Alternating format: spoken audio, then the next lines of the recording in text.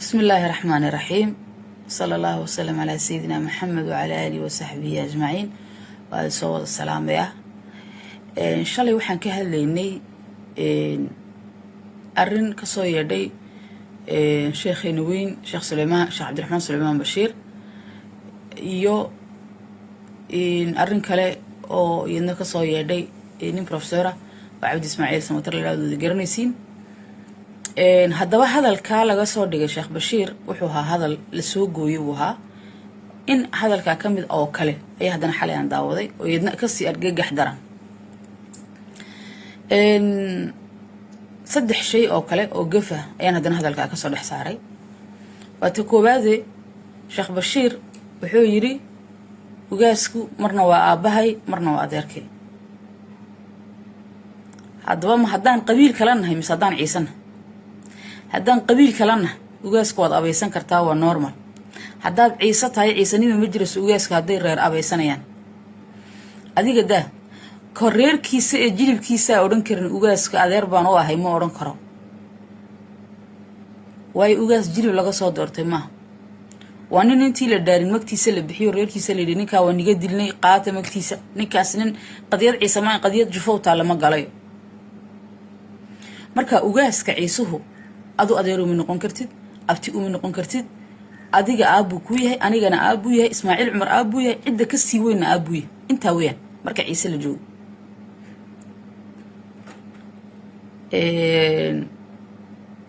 markaad macnaynayso inaad adeero tahay ama daayiridiisa aad macnaynayso waxa tirana gabadha u dhis adu gabadha inaad u dhisto waajib ah bas wax meelahan la soo fariisanay ma wax la sii sheegay ma wax lagu macnaynay ma taasi waajib ah bas nin waajibkiisu wuxuu ka sheegay aanu ma garanay waa talabaad waxa tiri ugaaska ciisaha waxaan leeyahay dagaal ha qaadin dagaal iyo colaad inayna ku gelin taariikhdaada ayaa tiri adigoo murugoonay ووحين شليتو لشيغي qofka indheer garadku markay dhibaato sidan oo kale ay jirto laba kaalmood buu soo galaa inuu hadlayo inuu aamuso way labadu waa hadal markaad hadashana waad hadashay markaad aamustana waad hadashay laakiin kaalin saddexaad baan hadda arkaynaa oo ah hadal oo waxba oran ugaaska aad leedahay taariikhdayaan ay ku gelin sidan iyo sidan وليجي ما كان مقاشة أنتوا هوب صوروري أما دتك يصوروري إنه رأس سوماليات كدولة ما مقاشة هذا ديجان كالسوماليات أن سلد دجنين دبر كسكوا ده هنا رأر لي عيسى كدولة ما مقاشة مي جرتو تاني ساعتنا بوجاس كنا بلاد مسبيش هنا بلاد ما يه reer ba sheekhogi iyo sheedaankogi hatta masaajid laga dhaxalay hatta dawye laga dhaxalay ugaaskooguna wax kasto la sameeyo qalalaasa uu mahadinay laakiin ugaaska marka la hadlaysa abti waa tare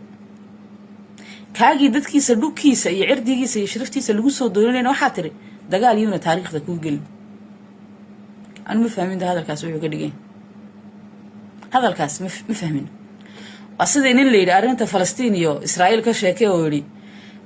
فلسطينيين تيان يدفاعين إن دكوجا أين كجل جلهم وحكى الصعدة وايو نبدأ كوين وحولبا نيك دوكي يصير شرفتي يصير عدي يصير لقوها است وح وشرفتي يصير عدي يصير دوكي يسوي دفاعين كرم حيته كلا بعد نبدأ دنك كريات ونلاقوا يواهيو محد دنك كلاقوا يواه لادين أديك كوي كلام متك هاي سيد هذا الشيخ هذا هاي أما سياسي ها من intellectual كهاسي ويوضح هذا يعني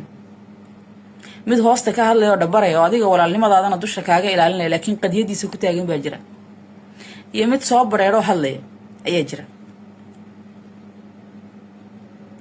أركه هدي أجاس وحلاش شيء يضط هدي وحلاش شيء كوف النضة وضع يا لا شيء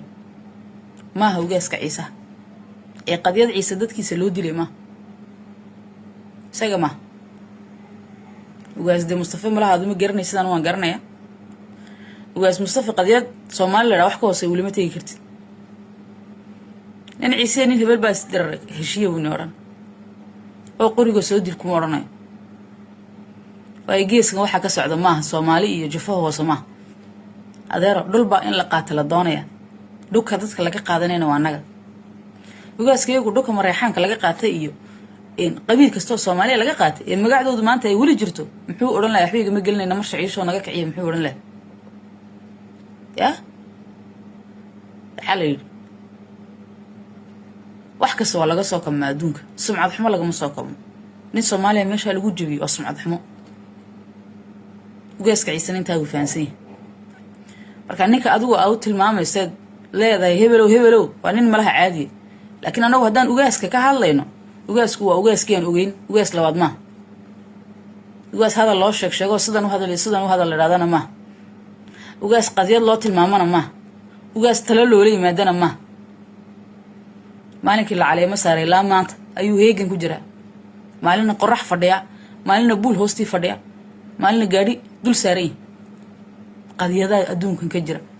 qadiyad weyn ugaas qadiyadeed weyn ma ugaas Facebook iyo Twitter iyo TikTok lagu arka ma ugaas kaamiya doonaysa inaad ula hadasho sidii qof normal wali ma heli karaysaa oo gaf weyn kaaga si darana tu saddexaad baa tiri qof kasto Soomaaliya inay ceeb tahay fadeexad ay arki karayo I don't know hadu waxa uu arki weeyday waxa tiri sidii ugaaski ka horeeyay ugaas Xasan noqon ugaas Xasan wuxuu wala garanaya ugaas Mustafa jid ka si adag jidkii ugaas Xasan ayuu ku jira ugu yaraan dadkeenu laba qarni way la dagaalamayaan qoomiyada kale ay kula dagaalamayaan dhul Soomaali laga qaadanay ugaas ka seexday ma jiro isheeg ugaaska kale beeshay isheeg beel kale Soomaaliyeed ugaaskay qadiyad Soomaaliyeed u dhimanay isheeg hadda ma sheegin nimanka garee ee oramada maaragtay naga dhabay ma sheegin hayta marka qof jooga qof maqan marka la amaanayo qof jooga la caayaya waan garanayna laakiin ugaas Xasan Xirse Cabdilla Gadiid baa dhabarkiisa joogay garabkiisana joogay kaalintii indhar garatada ugu jiray Edward Saciidkii Ciise ayuha ninkii Soomaali Itoobiya joogtay inay wax barato hindisay buha ninkii anagu daan ciisanahay dawladda Itoobiya financially waxba kuma darsanayno waayo tacliin iyo caafimaad midna kama helno halka la soo gaaray ugaaskeedu ku baraaruji dawladda markii la yiri waxa la barana ee 200 oo nin oo Ciise ay keenay dhinamay Ciise ma keenay Soomaali oo dhan oo keenay wiilashiina waxa la baray nimanka maanta administration ku jira ninkaas hawshiisi laha adiga waxa lagaaga baahan yahay kaalintii Cabdilla Gadiid inaad soo gasho muu aamusino gurigiisa iska muu dhex joogino reerkiisa muu wadan may mar xataa inuu isdilay la sheegayna way jirto nin dhinteen tuu iska dhigay si ugaaska meel ula galo oo talada ugaaska ugu daro marka kaalinta baa maqan habtiya dad kaalin doonaysa inaad ciyaarto kaalinta soo gal waxa kale oo yeegnay jiray shalay toole on xalay arkay odayo Isaaqa oo tagay oo baaq nabadeed soo diray inarkii waxa marka hadalkoogii aan ka dhex dhadhamiyay yaro jabaqa Arab dalaq way lahaayeen waxay yiraahdeen Ciise oo dhulkaagi laga ma haysto ee dagaal ha qaadin la socdaya waa Ciise 3 bilood la soo aflagaadeynay idaacadii caayay wali ay furan yihiin ugaaskoogu mahadinayay salaadiintooda ay mahadinayeen nin iyo naag iyo oday iyo islaam bal wada hadlay la soo aflagaadeynay irdigiisa meel laga dhacay ayaa la leeyahay Ciise isdajiye oo dagaal hanagu qaadina iyagu waxaan leeyahay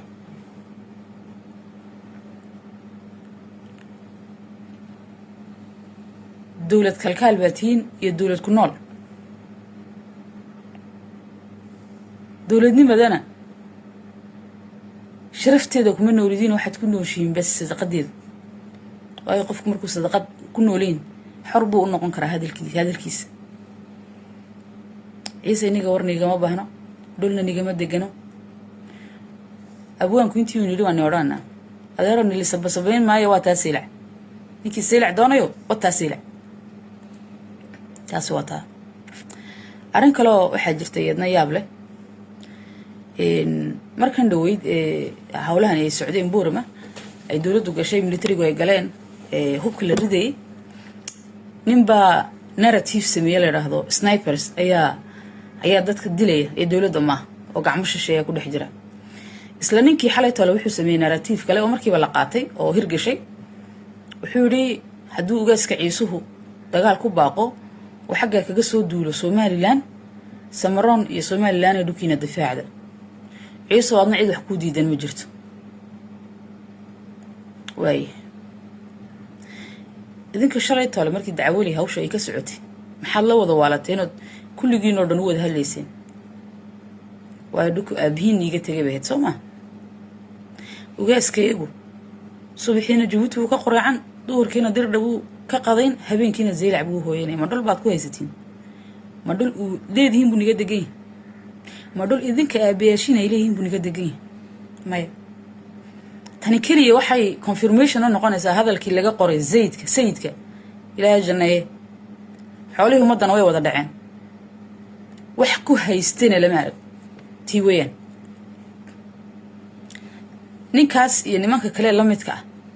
ee narrative-ka sameynaya waxaan leenahay aftiyo abwaan loo waayaa shila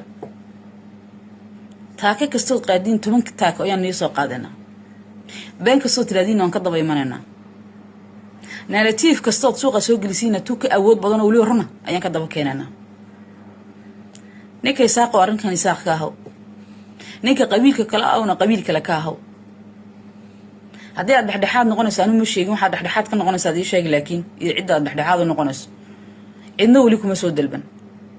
laakiin nin dhukiisa inaad tiraahdo Somaliland adeer wax Somaliland la dhama jiro maanta waxay ka dambeeyay Somaliland anaka ahayd ninka xadka joogay hubaysan ay maalina kugu soo duulin kaabad nabadiisa ku jiiftay ma aha afarta ka warar raqleynaysa Hargeysa ma inay waalatee maalin kasta kamaradaha hoos joogto ma awooga meesha ku dhash yar dhisanaysa abtiyo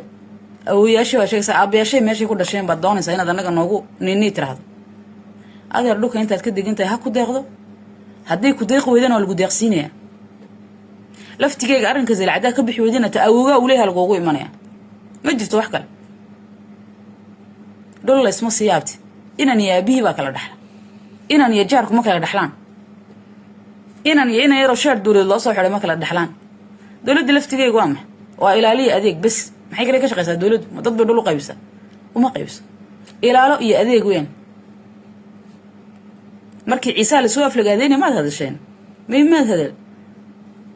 waa tabti arrinkii laas caanood oo kale aad u aamusnaydeen u baad u aamusantiin markaad hadashiina la haydeen gacmo shisheeya ku dhex jiro faqash ba ku dhex jirtaan baad la haydeen ma